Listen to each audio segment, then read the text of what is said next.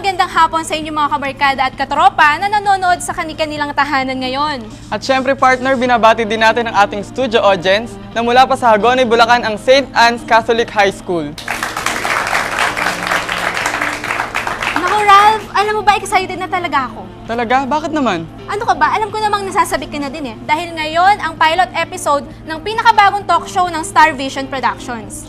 Tama ka dyan. Alam mo ba na sa katunayan, ito ang magiging bagong tahanan ng mga kabataang Pinoy? At paano mo naman nasabi yan? Dahil dito partner, tatalakayin natin ang iba't ibang isyong pangkabataan kung saan marami silang matututunan tungkol sa kanilang buhay at pagkatao. Ibang klase nga pala talaga ang talk show na to. This is all about you and youth. Kaya dito na kayo mga kabarkada at katropa kung saan kabataang Pinoy ang bida. Ito ang Why? Oh Why!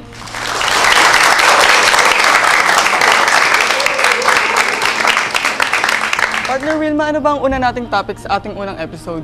Naku, alam mo talagang pinag-isipang ding mabuti ng staff natin kung ano nga ba ang magiging topic natin for today. Inisa-isa nila ang mga youth problems sa ating bansa at alam mo ba kung ano ang lumabas sa research nila? Ano nga bang lumabas? Mabuti pa, panoorin natin to. Mula sa 82 milyon na populasyon ng Pilipinas, 1/5 o 16.5 milyon dito ay mga kabataan na may edad na 15 to 24. At sa darating na 2030, tinatayang aabot na sa 30 milyon ang bilang ng mga kabataang Pinoy. Ngunit taon-taon din ay lumalala na umano ang mga isyong pangkabataan katulad ng premarital sex, early pregnancy, abortion, sexually transmitted diseases, drug addiction, violence at marami pang iba. Sa lahat ng ito, nangunguna ang early sexual involvement o mas kilala sa tawag na premarital sex. At syempre, ang karaniwang consequence nito ay ang number one problem ngayon, ang maagang pagbubuntis ng mga kabataan.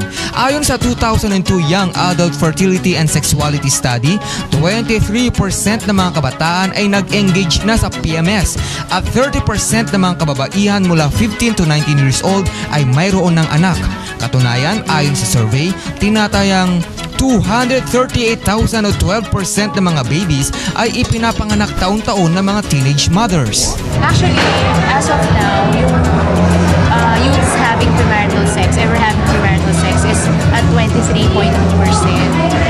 For males, that's 31.2% and for females, 15.9%. That's actually, tumataas from the previous, kasi I'm getting this data from the Young Adult Fertility and Sexuality Survey, which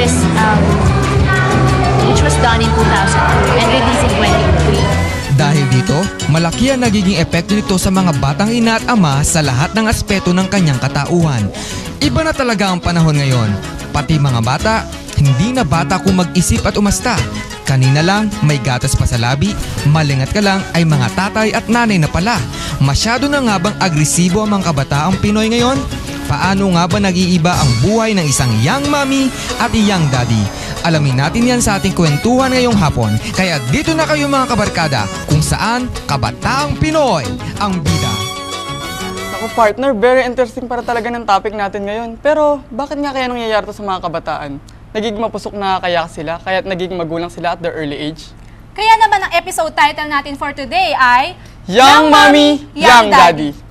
In connection with our topic, makakasama natin ngayon ang ilan lamang sa mga kabataang maagang hinarap ang pagiging magulang. At ang una po nating guest ay kilala bilang teenage mom ng Pinoy Big Brother 10 edition. She is 17 years old nang pinanganak niya ang kanyang baby, Miggy. Please welcome Miss Jamila Obispo. Good afternoon. Hi, good afternoon. Mayroon din po tayong makakasama mula sa iba't ibang probinsya. Ang guest po natin ito ay mula sa Malolos City, Bulacan at isa po siyang ramp model sa Pampanga at naging commercial model na din na isang fast food chain.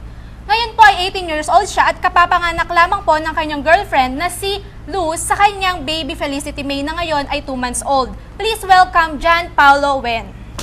Good afternoon po. At ang kukumpleto po sa ating panauhin ngayong hapon ay isang promising singer from Hagonoy, Bulacan.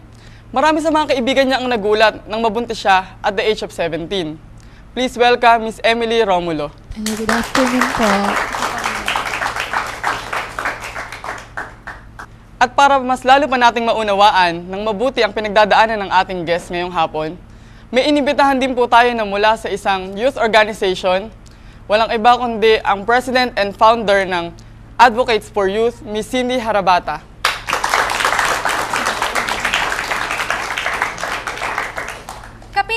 natin ang Vice President for Internal Affairs ng Club K, ang kabataan, kalusugan at karapatan upang mas lalong madagdagan ang ating kaalaman regarding sexual responsibility. Please welcome Miss Michelle Ancheta. Ayan mga kabarkada, sila po ang mga kasama natin ngayong hapon sa ating kwentuhan. Kaya dito na kayo kung saan kabataang Pinoy ang bida. Ito ang Why? Oh, why?